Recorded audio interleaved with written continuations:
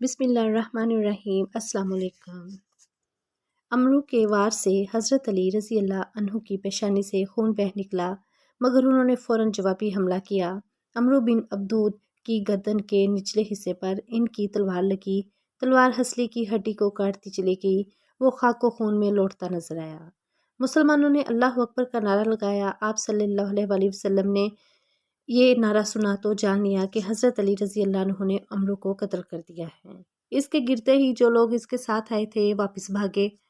حضرت زبیر رضی اللہ عنہ نے ان کا پیچھا کیا اور بھاگتے ہوئے ایک کافر پر تلوار کا وار کیا، وہ 2 ٹکڑے ہو گیا۔ حضرت زبیر رضی اللہ عنہ کی تلوار اس کے سر سے ہوتی ہوئی کلہے تک پہنچ گئی۔ اس پر بعض مسلمانوں نے حضرت زبیر رضی اللہ عنہ سے کہا، اے ابا عبداللہ، ہم نے تمہاری تلوار جیسی کاٹ کسی کی نہیں دیکھی۔ اللہ کی قسم، یہ تلوار کا نہیں، تلوار چلانے والے کا کمال ہے۔ تمام دن جنگ ہوتی رہی، خندق کے ہر حصے میں لڑائی جاری رہی۔ اس وجہ سے آپ صلی اللہ علیہ وسلم اور کوئی مسلمان بھی ظہر سے عشاء تک کوئی نماز نہ پڑھ سکا۔ اس صورتحال کی وجہ سے مسلمان بار بار کہتے رہے، ہم نماز نہیں پڑھ سکے۔ یہ سن کر حضور اکرم صلی اللہ علیہ وسلم فرماتے، نہ ہی میں پڑھ سکا۔ آخر جنگ رکنے پر حضور اکرم صلی اللہ علیہ وسلم نے حضرت بلال رضی اللہ عنہ کو اذان دینے کا حکم دیا۔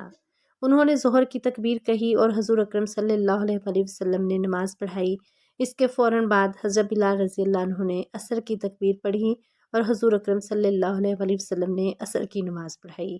اسی طرح مغرب اور عشاء کی نمازیں باجماعت قضا پڑھی گئیں۔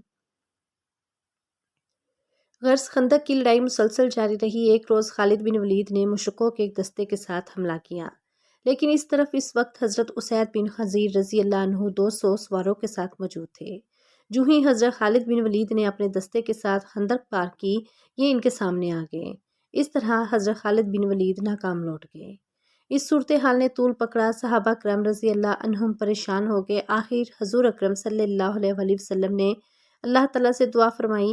اس کے جواب میں حضرت جبرائیل علیہ السلام آئے اور خوشخبری سنائی کہ اللہ تعالیٰ دشمن پر ہوا کا طوفان نازل فرمائے گا۔ طوفان کے ساتھ اللہ اپنے لشکر فرشتے بھی ان پر نازل کرے گا۔ رسول اللہ صلی اللہ علیہ وسلم نے صحابہ کرام رضی اللہ عنہم کو یہ خبر دے دی۔ سب نے اللہ کا شکر ادا کیا۔ رسول اللہ صلی اللہ علیہ وسلم کی یہ دعا بدھ کے دن ظہر اور عصر کے درمیان قبول ہوئی۔ آخر سرخ آندھی کے طوفان نے مشرکوں کو آ لیا۔ ان دنوں موسم یوں بھی سرد تھا، اوپر سے انہیں اس سرد طوفان نے گھیر لیا۔ مشرکوں کے خیمے الٹ گئے، برتن الٹ گئے، ہوا کے شدید تھپیڑوں نے ہر چیز ادھر سے ادھر کر دی۔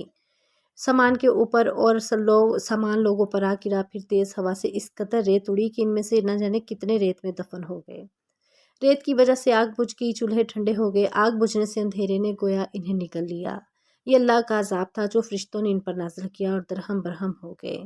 اللہ تعالیٰ ارشاد فرماتے ہیں، پھر ہم نے ان پر ایک آندھی اور ایسی فوج بھیجی جو تمہیں دکھائی نہیں دیتی تھی، اور اللہ تعالیٰ تمہارے اعمال کو دیکھتے ہیں۔ جہاں تک فرشتوں کا تعلق ہے تو اس سلسلے میں اصل بات یہ ہے کہ انہوں نے خود جنگ میں شرکت نہیں کی، بلکہ اپنی موجودگی سے مشرکوں کے دلوں میں خوف اور رعب پیدا کر دیا۔ اور اس رات جو ہوا چلی اس کا نام باد صبا ہے، یعنی وہ ہوا جو سخت سرد رات میں چلے۔ چنانچہ آپ صلی اللہ علیہ وسلم نے ارشاد فرمایا، باد صبا سے میری مدد کی گئی اور ہوائے زرد کے ذریعے اس قوم کو تباہ کیا گیا۔ ہوائے زرد نے مشرکوں کی آنکھوں میں گرد و غبار بھر دی اور ان کی آنکھیں بند ہو گئیں۔ یہ طوفان بہت دیر تک اور مسلسل جاری رہا تھا۔ ساتھ ہی نبی اکرم صلی اللہ علیہ وسلم کو مشرکوں میں پھوٹ پڑنے کے بارے میں پتہ چلا، وہ ایسے کہ آپ صلی اللہ علیہ وسلم نے اعلان فرمایا تھا کہ کون ہے جو ہمیں دشمنوں کی خبر لا دے۔ اس پر سیدنا زبیر رضی اللہ عنہ اٹھے اور عرض کیا، اللہ کے رسول، میں جاؤں گا۔ آپ صلی اللہ علیہ وسلم نے یہ سوال 3 مرتبہ دہرایا، 3 مرتبہ زبیر رضی اللہ عنہ ہی بولے۔ آخر آپ صلی اللہ علیہ وسلم نے ارشاد فرمایا، ہر نبی کے حواری یعنی مددگار ہوتے ہیں، میرے حواری زبیر ہیں۔ پھر آپ صلی اللہ علیہ وسلم نے حضرت حذیفہ بن یمان رضی اللہ عنہ کو اس کام کے لیے روانہ فرمایا۔ تھکن کی وجہ سے ان میں اتنی طاقت نہیں تھی کہ جا سکتے، لیکن حضور اقدس صلی اللہ علیہ وسلم نے ان کے لیے دعا فرمائی، جاؤ، اللہ تعالیٰ تمہارے سامنے سے اور پیچھے سے، دائیں سے اور بائیں سے تمہاری حفاظت فرمائے، اور تم خیریت سے لوٹ کر ہمارے پاس آؤ۔ یہ وہاں سے چل کر دشمن کے پڑاؤ میں پہنچ گئے۔ وہاں انہوں نے ابو سفیان کو کہتے سنا، اے گروہ کیش، ہر شخص اپنے ہم نشینوں سے ہوشیار رہے اور جاسوسوں سے پوری طرح باخبر رہے۔ پھر اس نے کہا، اے قریش، ہم نہایت برے حالات کا شکار ہو گئے ہیں، ہمارے جانور ہلاک ہو گئے ہیں، بنو قریظہ کے یہودیوں نے ہمیں دغا دیا ہے اور ان کی طرف سے ناخوشگوار واقعہ سننے میں آئی ہے۔ اوپر سے اس طوفانی ہوا نے جو تباہ کاری کی ہے وہ تم لوگ دیکھ ہی رہے ہو، اس لیے واپس چلے جاؤ، میں بھی واپس جا رہا ہوں۔ حذیفہ رضی اللہ عنہ یہ خبریں لے کر آئے تو نبی اکرم صلی اللہ علیہ وآلہ وسلم نماز پڑھ رہے تھے۔ آپ صلی اللہ علیہ وآلہ وسلم نماز سے فارغ ہوئے تو انہوں نے دشمن کا حال سنایا۔ آپ صلی اللہ علیہ وآلہ وسلم ہنس پڑے، یہاں تک کہ رات کی تاریکی میں آپ صلی اللہ علیہ وآلہ وسلم کے دانت مبارک نظر آنے لگے۔ جب کفار کا لشکر مدینہ منورہ سے بدحواس ہو کر بھاگا تب اللہ کے رسول صلی اللہ علیہ وآلہ وسلم نے فرمایا، اب یہ آئندہ ہم پر حملہ نہیں کریں گے بلکہ ہم ان پر حملہ کریں گے۔ خندق کی جنگ کے موقع پر کچھ خاص واقعات پیش آئے۔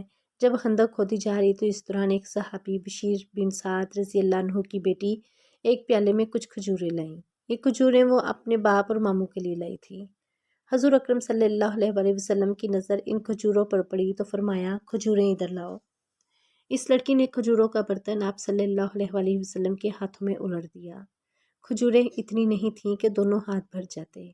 آپ صلی اللہ علیہ وآلہ وسلم نے یہ دیکھ کر ایک کپڑا منگوایا، اس کو پھیلا کر بچھایا، پھر پاس کھڑے صحابی سے فرمایا، لوگوں کو آواز دو، دوڑ کر آئیں۔ چنانچہ سبھی آ گئے۔ آپ صلی اللہ علیہ وآلہ وسلم اپنے ہاتھوں سے کھجوریں اس کپڑے پر گرانے لگے۔ سب لوگ اس پر سے اٹھا اٹھا کر کھاتے رہے۔ کھجوریں شروع کرنے سے پہلے سب لوگ بھوکے تھے۔ بھوک کی حالت میں ان میں سب نے یہ کھجوریں کھائیں، سب کے پیٹ بھر گئے اور آپ صلی اللہ علیہ وآلہ وسلم کے ہاتھوں سے کھجوریں ابھی تک گر رہی تھیں۔ ایسا ہی واقعہ سیدنا جابر رضی اللہ عنہ کا پیش آیا۔ انہیں جب آپ صلی اللہ علیہ وآلہ وسلم کی شدید بھوک کا علم ہوا تو گھر گئے۔ ان کے گھر میں بکری کا ایک چھوٹا سا بچہ تھا اور کچھ گندم بھی تھی۔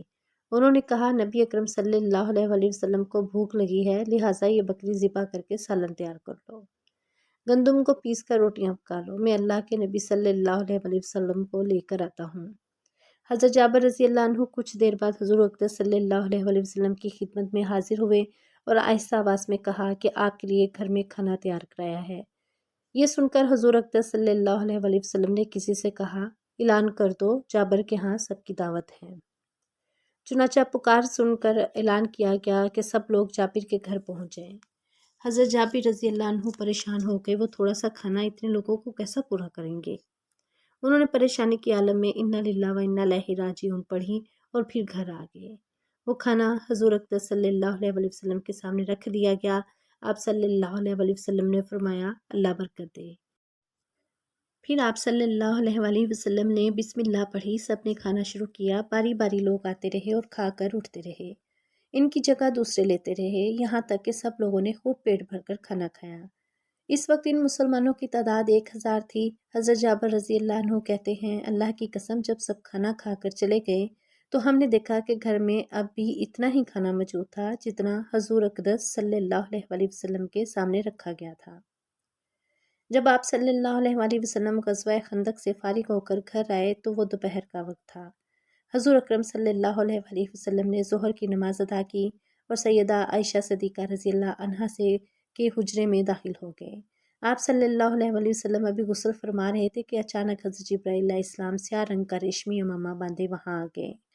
حضرت جبرائیل علیہ السلام ایک خچر پر سوار تھے۔ انہوں نے آتے ہی آپ صلی اللہ علیہ وآلہ وسلم سے کہا، اے اللہ کے رسول، کیا آپ نے ہتھیار اتار دیے ہیں؟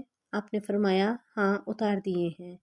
یہ سن کر حضرت جبرائیل علیہ السلام نے کہا، لیکن اللہ تعالیٰ کے فرشتوں نے تو ابھی ہتھیار نہیں اتارے۔